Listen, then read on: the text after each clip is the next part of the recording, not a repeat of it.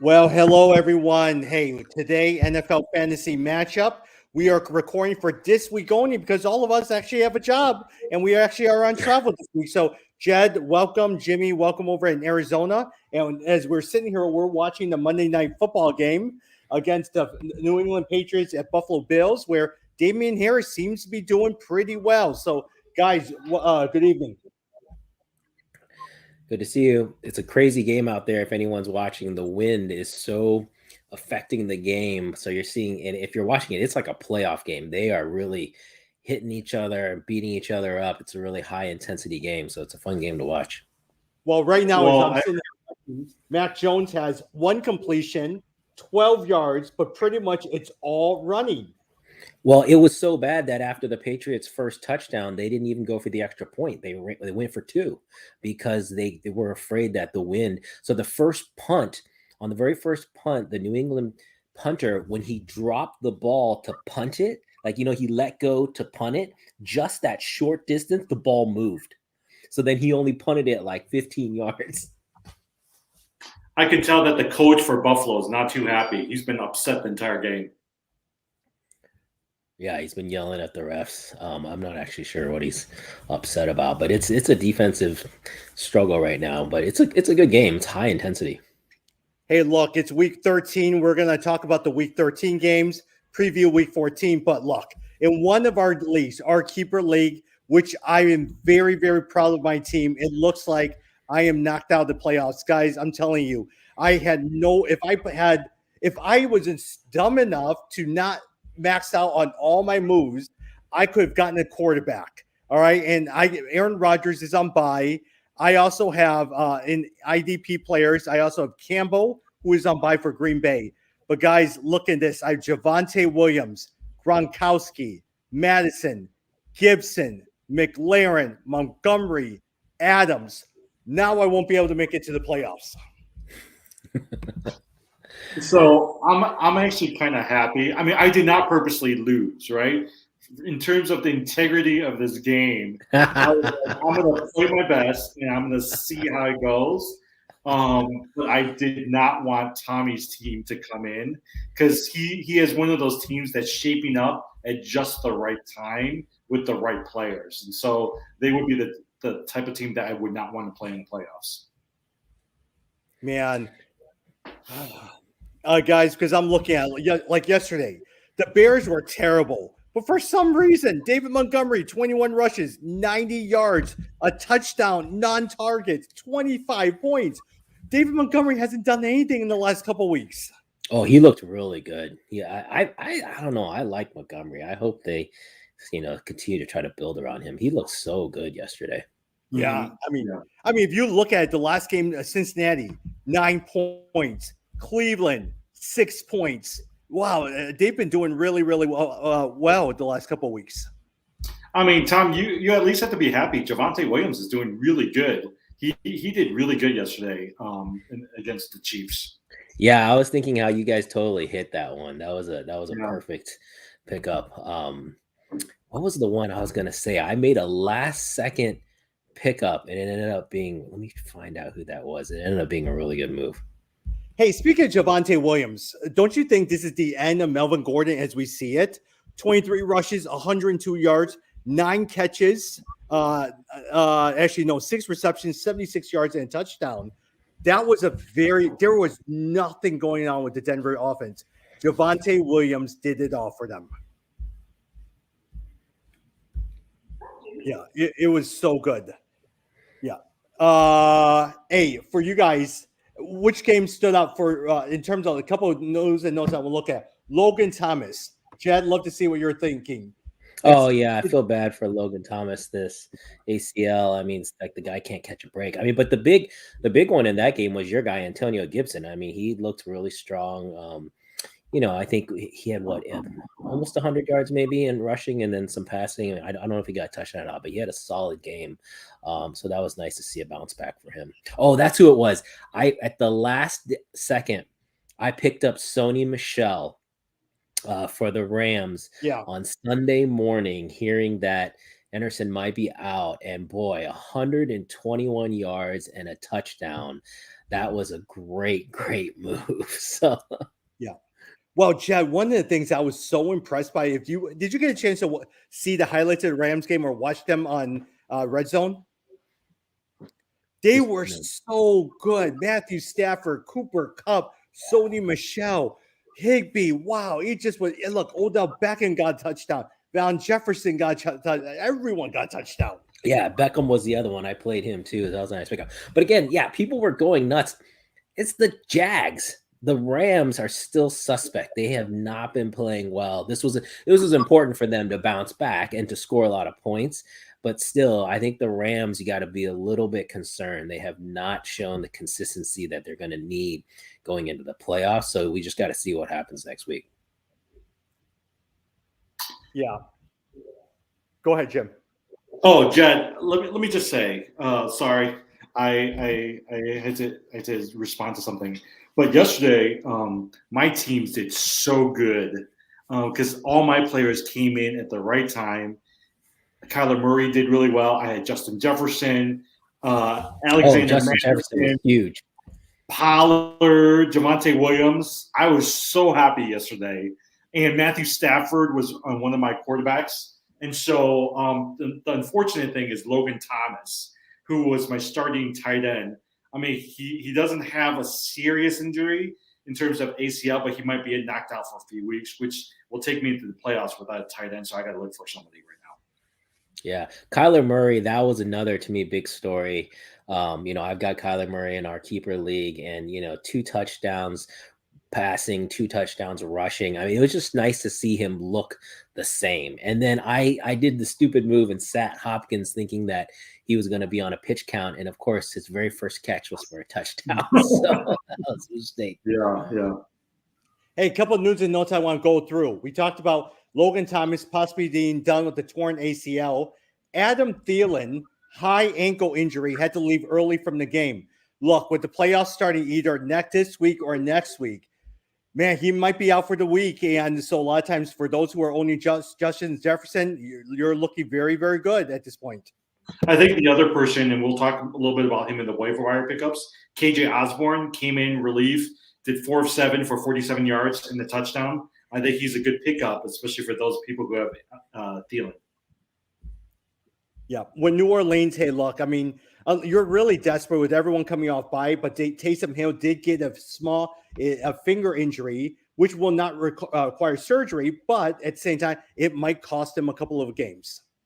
You think so? The injury for Taysom Hill? It's the same injury which cost Russell Wilson several games. But the problem with Russell Wilson was in his middle finger. This one is in his pinky. Yeah, I mean, but if you notice, they kept rushing him, right? So maybe what you're hoping to do is that he'll still play, but primarily they're going to rush him and then have him throw some. But he actually did score 24 fantasy points in the last game. And you know what? New Orleans is playing the Jets next week, so that's a very winnable game. So you got to remember that. Yeah, and even Schefter, right? Schefter from ESPN is reporting that Hill is going to try to play through with his finger injury. So we'll see how it goes. The other quarterback, Russell Wilson, I thought finally started to look a little bit more like himself. And next week, Seattle is playing Houston. So another good game that they could win and he could get right. So if you've been sitting on Russell Wilson, I know I have him in one league. And he's you should definitely consider him for a starter next week. Yeah. And with Russell Wilson, he threw 30 passes, 231 yards, 2 touchdowns. And so Tyler Lockett had 68 yards, Metcalf at 60 yards. And hey, look at the running back as well, too. Travis Homer, 3 carries, 80 yards. Rashad Penny, 10 carries, 35 yards. But Old Faithful Adrian Peterson, 11 carries, 16 yards. But again, touchdown dependent with the touchdown. Right. Yeah. So, and then also Kenyon Drake suffers a broken ankle on Sunday, out for the season. Running back Elijah Mitchell evaluated for a head injury in Sunday's game. No update at this point right now. Yeah, with Kenyon Drake, Josh Jacobs obviously is the main guy, but the guy behind him is Rashard what's his last name, like Rashard Washington or something like that. Look, He got hurt too. So just look for Jacobs to get a lot of carries if you've got Jacobs next week.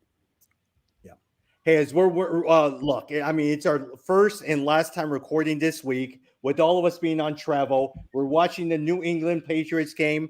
We just finished yesterday's game as well, too. And so a lot of times we're going to try to preview some of week 14. We're going to look at waiver wires, all of these different things. But hey, look, a lot of those injuries, all the news, all of that hasn't come out yet. But I'd love to pick your brain on some of the games. Jed, I'll start with you.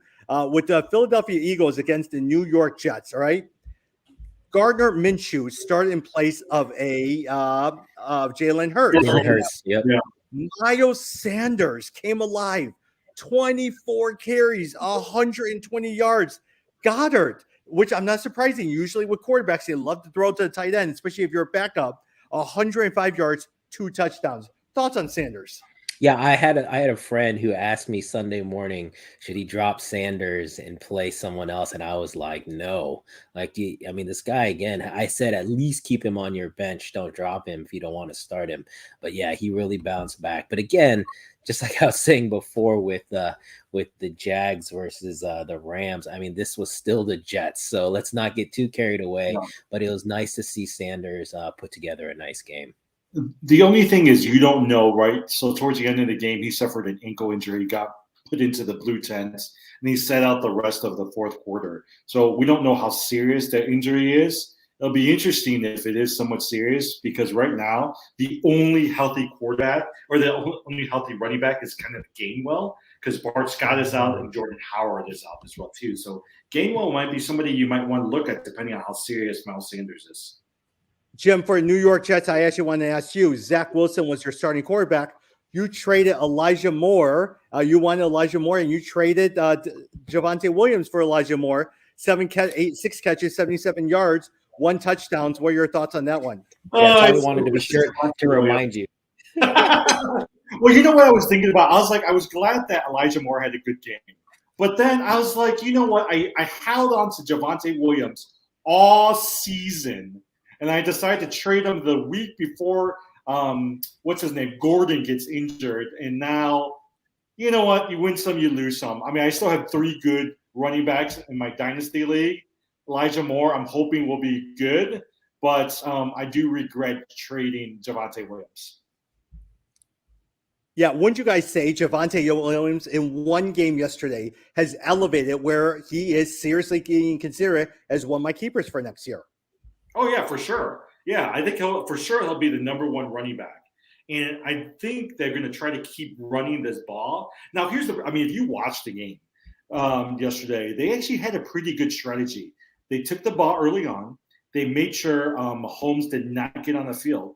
The problem with the Broncos, they can't score. They can't even score a field goal, right? So if you're going to keep the ball all this time, you want to at least score 3 points. But they couldn't even do that until – towards the end of the game, fourth quarter, they finally scored a touchdown. And I think for me, that's why you guys have been on the Broncos all season. And I think this is why I haven't been paying as much attention is, like you said, the points just aren't there on offense. And so, yeah, Javonte Williams had 23 carries, 102 yards, but no touchdowns, And so I feel like that's going to cap kind of the max ceiling that he can have, but he's definitely a keeper, definitely someone to, he'll be the number 1 back there. So that's good. I was watching a Sunday night football game. It was driving me nuts. Every single time they got into the red zone, what happened? Interception. Drove me nuts as well, too. Hey, but at the same time, speaking on the other side, Jed, Kansas City, Patrick Mahomes, it's not like he threw so well. 184 yards. Look, Clyde Edwards-Helaire did nothing, 54 yards. Darrell Williams was your leading receiver at 60 yards. Yeah, I still think we're going to hear something is wrong with Mahomes. Like, what is wrong with Mahomes? Like, is there some injury or something we don't know about? Because he does not look the same. But a lot of it does seem to be decision-making. Like, he's making the wrong decision. Kansas City has not been the same as we've talked about all season. I mean, if you were watching the game, and I was watching the game yesterday, he's sitting out there for long periods of time, right? And so when he's come in, like I remember towards the end of the first half, he came in. Denver had the ball for most of the second quarter. He came in for a series, and that was like the worst series that he possibly could have, where it was 4 and out, right? And so part of it is I wonder if he's sitting the entire time, he's not engaged, he's coming in, he's trying to make something happen, and it's just not working. But it seems like he's been in a funk since the Super Bowl. Look, I mean, they just rattled him in the Super Bowl. He just did not do well. And ever since then, it's carried on to the season. And he hasn't been the same Patrick Mahomes that we saw during the regular season last year. Tom, I will say Tyreek Hill, he had 4 points. If all he did was score double figures, you would now be in the playoffs. But I would be in the playoffs if I did not use up all 50 of my moves. And even if I started, look, Gardner Minshew, I would have been in the playoffs. Oh my gosh, I'm so frustrated. This was one of my best teams, and oh my gosh, I'm so frustrated by it. Because Tommy Lee used up all 50 moves. I couldn't put in a backup quarterback in there. Hey, but with that said, Indianapolis, again, you lose some, you win some. At least I would say that I've gotten to a point where I have good keepers for next year. Hey, let's talk a little bit about Indianapolis. Look, Jonathan Taylor, is he not going to be your number 1 running back next year? 32 carries, 143 yards, 2 touchdowns. He has been so good. Yeah, I was just talking to a friend who was saying in their league, Jonathan Taylor was number 1, that he was the number 1 draft pick, and the team was like, you guys are going to see by the end of the season. And sure enough, he's really turned it on. I agree with you. You got a strong argument that he's, because Derrick Henry coming back from injury and Dalvin Cook coming back from injury, obviously those are potentials for the top 3, but I think you could pick Jonathan Taylor and no one would say anything. Mm-hmm. Yeah. Hey, LA Chargers, they win against LA Chargers 41, Bengals 22. Jim, let's talk a little bit about the Bengals. Burrow did well, 300 yards. Mixon did, 54 yards. But surprisingly, it was not Chase, who has struggled now for the last couple of games, but rather T. Higgins once again with 9 catches, 138 yards. Last week, he had 114 yards. Compare that with Jamar Chase. Jamar Chase in the last couple of games has had 52 yards, 39 yards, 32 yards, 49 yards, 32 yards. This was all after the 201-yard game that he had. Thoughts as we head into the playoffs? Who's the wide receiver to own? Is it Jamar Chase or is it T. Higgins? I mean, you still have to play Jamar Chase, but obviously what you're seeing is T. Higgins' stock is on the rise, right? And so if I'm going to the playoffs and I have to choose one, I'm gonna roll the dice and go with T. Higgins and play with the hot hand. But I will say, at least if you're looking at it from a dynasty perspective, Jamar Chase is going to be really good next year. And if you have him, you better make sure you're keeping him because I think he's going to be really good. Yeah, and I think what's happened there is teams are just doubling on Chase. They're basically taking out Jamar Chase, and that's leaving T. Higgins. So I think you got to be careful and just look at the schedule because the Chargers are playing the Giants next week. Again, the Giants can be beat.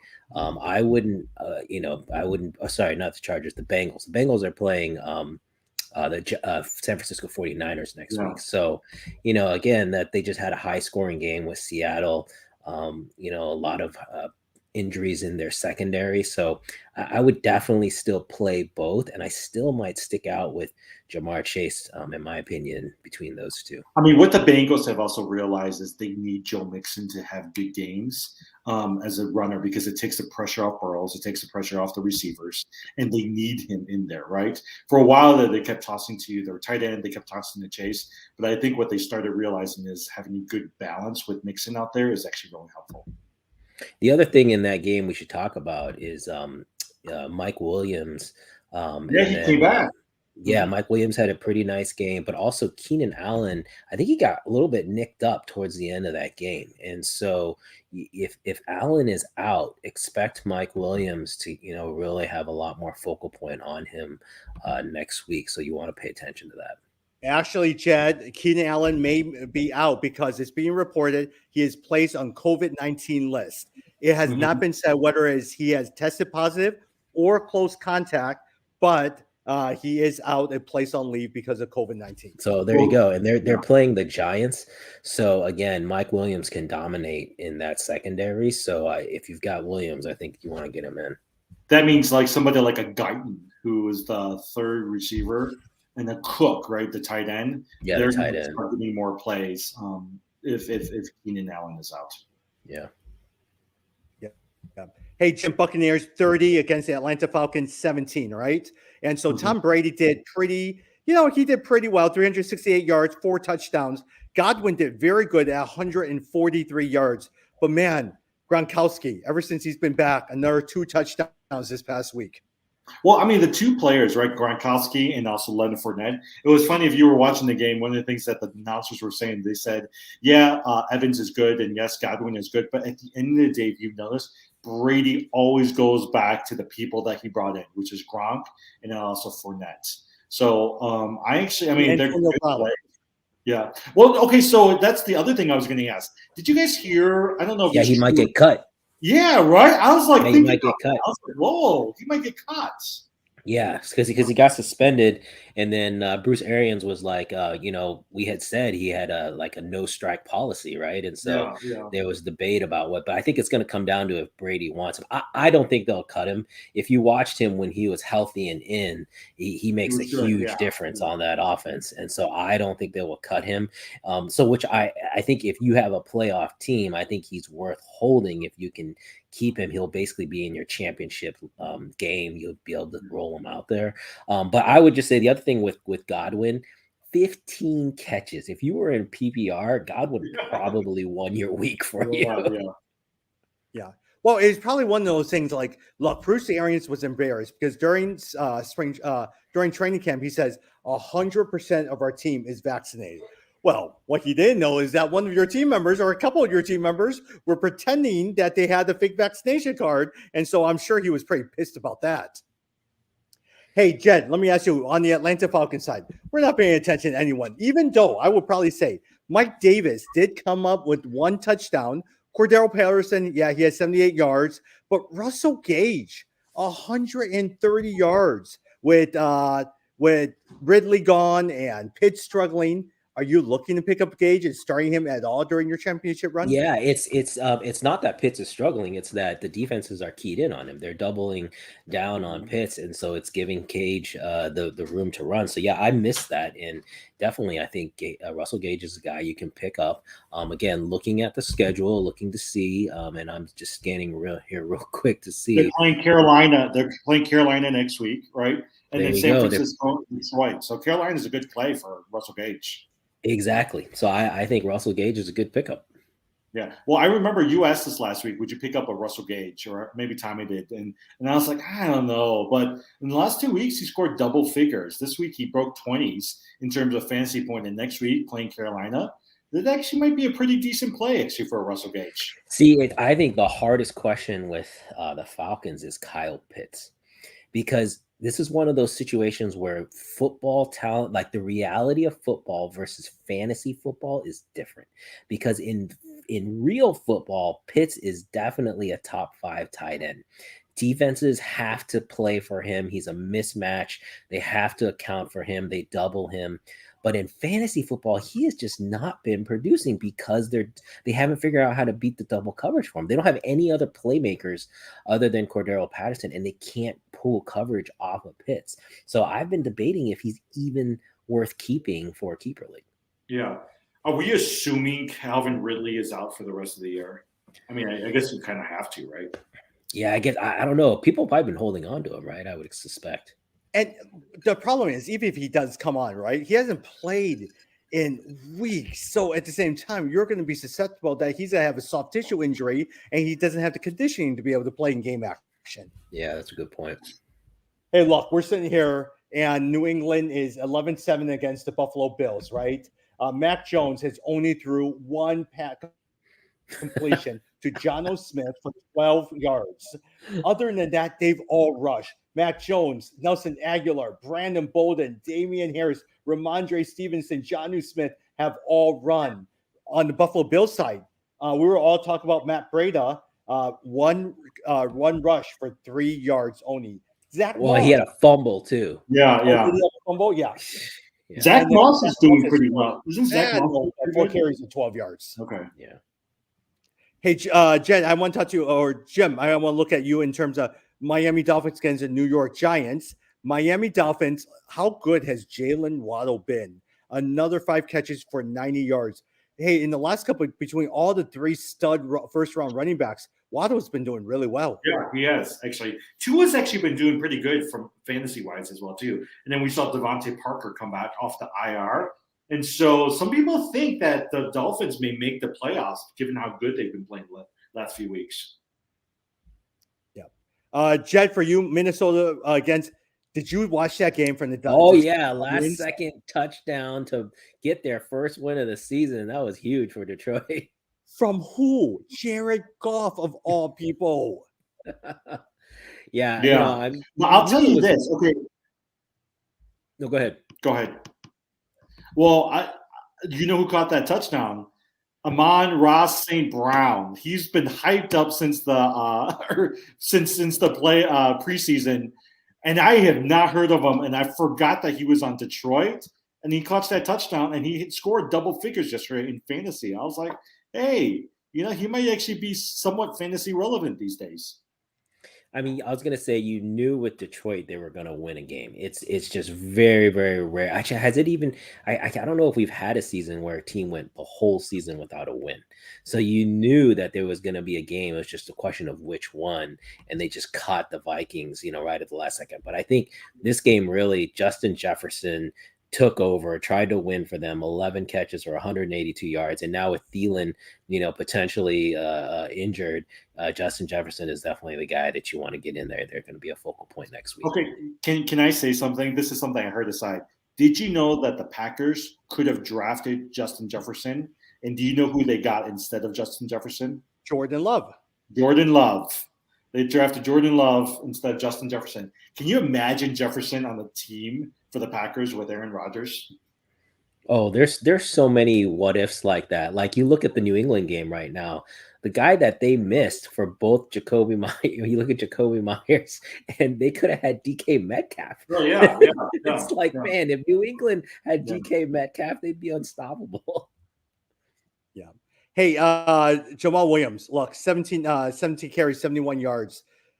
Is he, Jed, are you looking to put him on waiver wires if he's still sitting there this week? No, I don't think so. Well, Detroit's playing Denver next week. So, yeah, I don't know that that's a good pickup. Again, to me, Detroit, they got their win. The players are excited. They finally got their win. You'll probably see them relax a little bit. I expect Denver probably to blow Detroit out. Well, the only thing is, I mean, I'm looking at the waiver wires right now. There's not that many backup running backs out there, right?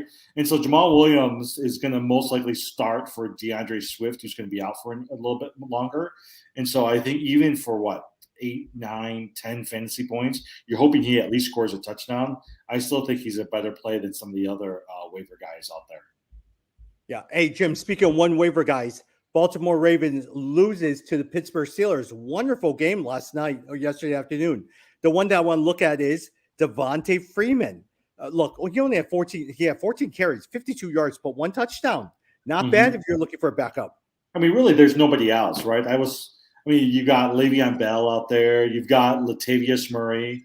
I was surprised that they went for the 2-point play. Yeah, Mark Andrews could have caught that ball. But when you have Justin Tucker, the number 1 kicker on your team, for me, I'd much rather tie it, go into overtime, and have them win the game, which I don't understand why they decided to go for the 2-point play. Well, yeah, he said that basically they were down to they had no more cornerbacks.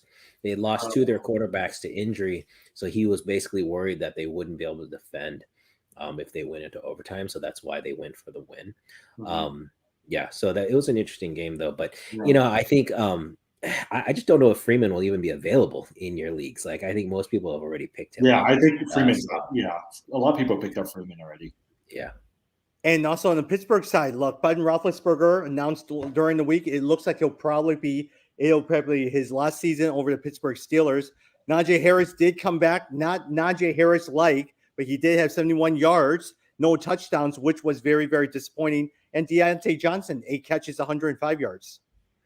Yeah, I actually think, I don't know what you guys think about this. I feel like now that it's, the whole announcement for Ben Roethlisberger, I kind of feel like the team relaxed a little bit because maybe they weren't sure. And now they're kind of focused on playing well for Ben. Like, so I feel like, there's a potential that you'll see a little bit more out of the passing game and maybe a little bit more juice for Pittsburgh these last few weeks. Yeah. Jim, anyone on the waiver wire you're looking at here for this week? I think we talked about Russell Gage. He's actually still available in quite a few of these leagues. I think he's a good pickup. Like we said, they're playing Carolina next week. So if you're really looking for a backup wide receiver, he'd be something as well too. KJ Osborne, we talked about him with Thielen out. He's a third wide receiver who will most likely be the other starter opposite Justin Jefferson. And so he's actually somebody that everybody should really pay attention to. As well too. And then I'm trying to think where else. And then Jalen Guyton. Jalen Guyton's the wide receiver for the Chargers. He actually scored. Did you guys know he scored almost 20-something fantasy points this week for the Chargers? He had four receptions for 90 yards and a touchdown. So, look, if Keenan Allen is out, I think he's actually a good play or at least a good pickup from a wide receiver perspective. So at least those 3 receivers are somebody that I would really target. Do you guys know if James Robinson made it out of the game healthy or not? Because I was looking at Carlos Hyde, his backup, in case Robinson didn't. He was kind of like a game time decision, but that's someone I was looking at a little bit. So I was looking at monitoring both of them, right? So because he was a game time decision, he played, but I think he only scored single digit in terms of fantasy. And actually, Carlos Hyde had out rushed him and had more yards. So you can tell whether he's playing or not, he's hurting, right? And so I can see them playing Carlos Hyde a little bit more in the coming weeks. Is my thoughts. Yeah, so that's another potential pickup. Hyde is probably available in your leagues if you're desperate for a running back. Yeah. And Tom, you're right. I'm just looking at Mike Davis right now. He had 4 targets, 37 yards. He rushed 4 times for 32 yards and a touchdown. And he actually had close over 10 fantasy points this past week. So you never know. They might need another Mike Davis to do some more stuff. Yeah. Hey, just so you know, the teams on bye this week are the Colts. So you're missing Jonathan Taylor, Michael Pittman, Carson Wentz. Eagles, Jalen Hurts, Devontae Smith, Miles Sanders. Patriots is on bye. Dolphins is on bye. Jalen Waddles, Myles Gaskin, Mike Gesicki. So those are your 4 teams that are on bye: the Colts, Eagles, Patriots, Dolphins. Do you guys think they're going to keep Tua next year? I mean, so this is one of the things I was thinking about. If you're in a dynasty league, we're going into the offseason, do you even try to go after Deshaun Watson, or do you just leave him off the bench? Well, my stance on quarterbacks. I'm, unless you're really set at a top 5 quarterback, that's not somebody that I'm keeping. So I wouldn't go after him. But I do think that's one of the really interesting off-season questions is what happens with Deshaun Watson. So again, don't forget, top 5 quarterback, like instantly. He can come in off of having missed a whole year, instantly a top 5 quarterback. So it could be worth it. And look, we don't even know who are some of the rookie quarterbacks. At least it does not, from everything I'm reading and hearing, in terms of all the articles I'm reading, it does not compare to this year's or last year's quarterback. It will be a very, very empty quarterback class. Well, yeah, if you look at the college landscape right now, the playoffs have been set. The Heisman Trophy candidate is really up in the air. Like at the Alabama quarterback is maybe the guy who's the front runner, but he really didn't emerge till this last couple of weeks. And so there hasn't been a clear-cut quarterback that you can see who can just step into the NFL. Yeah. Hey, by the way, we never talk about college football, right? Because I never really pay attention to college football. But how good of a job is that Jim Harbaugh doing? Oh, I was really disappointed. So the way it went is Alabama's number 1, Michigan's number 2, Georgia's number 3, and Cincinnati's number 4. I really thought Michigan should have been number 1, and then they would have gotten to play Cincinnati, which would have been the perfect setup. But I think basically they kind of didn't want the SEC. They didn't want to repeat the Georgia versus Alabama game, and so they split it up. So I really don't think that was fair to Michigan. But Michigan's got a tough road to have to beat Georgia and Alabama in consecutive weekends. That is not easy. So we'll see what happens. Yeah. Hey, I would have loved to see a second game between Georgia and Alabama. That's why I was saying, I don't know why people were like, saying that it wouldn't be. I thought that would be a great semifinal game to have them match up and then have the winner of that play Michigan. I thought that would have been a really nice playoff. But hey, look, there is something I love, Jed, when a team plays a team a second time. Now you kind of know how the other team plays. Now you're figuring out what else they could do. Yeah, exactly. Alabama looked really good though that game. It was they haven't been good. They've had a couple really tough close games. They had a 4 overtime game last weekend before this win against Georgia. So everyone was kind of questioning Alabama, but man, their talent, I mean, that basically is like an NFL team. When you look at Alabama, probably half their team is like half of their starters are NFL starters. And so their talent just really wins out. By the way, in real time, did you guys hear that Damian Harris exited late in the second quarter because of a pulled hamstring? So Ramondre Stevenson is going to start the third quarter. Oh, I've got Stevenson playing. All right, let's get Stevenson a touchdown. Stevenson and Bolden. Yeah, Bolden has been a surprise how much they've given him the past couple of weeks. And so that's taken away from Ramondre Stevenson. I feel like, and being the Patriots, I wouldn't be surprised. Watch the Patriots going into the playoffs. They will shrink the starters. Watch Stevenson get a lot more play in the playoffs, and they drop Bolden. That's kind of a New England move to really stick to a core group once they get into the playoffs. Yeah. Well, hey, look, it's evening time, and we probably won't be able to talk until next week as well too.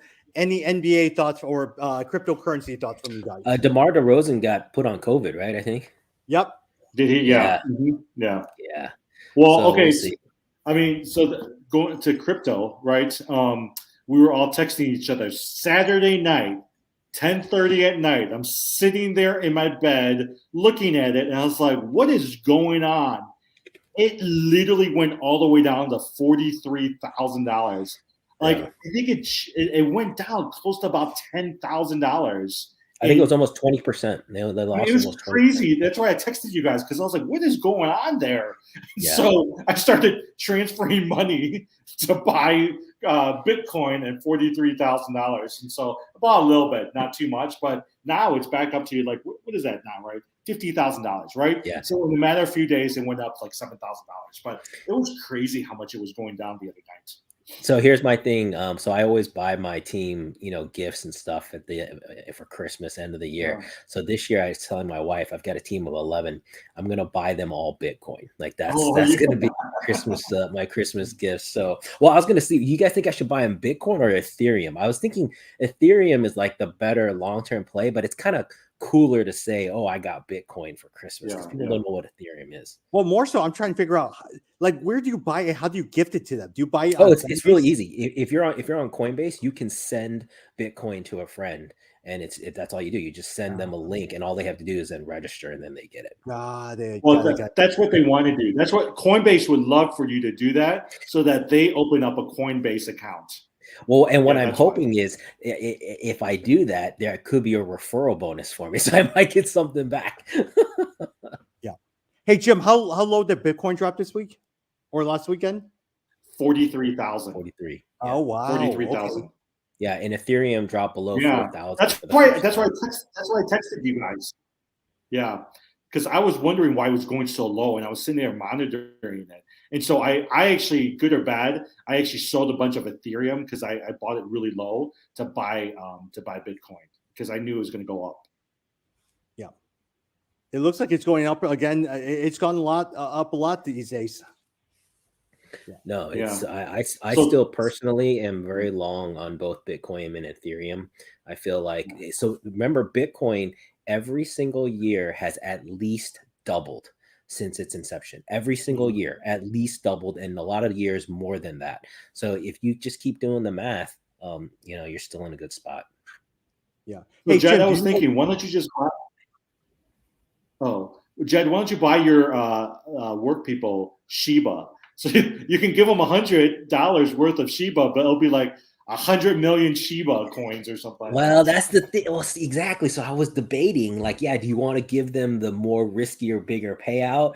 But again, I mean, to me, a part of the factor, I mean, these are all young millennials, right? And so I think one of the cool factors is to say, oh, my boss gave me, if they say Shiba, people will be like, what's that? But if they say, oh, my boss gave me Bitcoin, like, that's kind of cool. So I don't know. That's actually not bad. Sending it through Coinbase, that's actually not bad. Hey, do you know why it went down so low? You know, I think it was a lot of people just think that it was a correction in the market. So the day before, if you've noticed, all the stocks went down. So all of the stocks, because of, I think it was fear of inflation, just bad day on the stock market. There's a bunch of different reasons why. And then I think who knows? It was late Saturday night at 10:30 at night. You know, no one was paying attention. I don't even know why I was paying attention to it, but I was paying attention to it. I was watching it. And then when it went down, I started just paying it really close attention, especially when it hit the $10,000 loss mark. So I was reading, one of the things, if you really are into Bitcoin and Ethereum, is you watch the futures markets. And so basically what they have is a lot of these big institutional buyers, they put in place buy orders or sell orders at a certain mark, and they can actually track the volume of that. So what they said was it was a trigger where it hit a certain price point, and then all of a sudden all these large orders started selling, and then that triggered automatic sell points. So it wasn't a bunch of people at once selling, it was all these automatic orders, because they're basically taking in their profits. And so it just kind of cascaded and went from there until all those orders were fulfilled, and then it finally stopped. Oh, maybe that's right. Yeah, because it went down low. It really went down low. Yeah. Wow, pretty good. NBA, you guys watching NBA games today? The Bulls are really up high against the Denver Nuggets. Yeah, they are up 83 to 100. They are up 100 to 83 in the fourth quarter. Nice. I won my basketball league again, so just eked it out like a 6-4 win. So kept that top spot. We'll see what happens. Yep. All right, guys. I'm just looking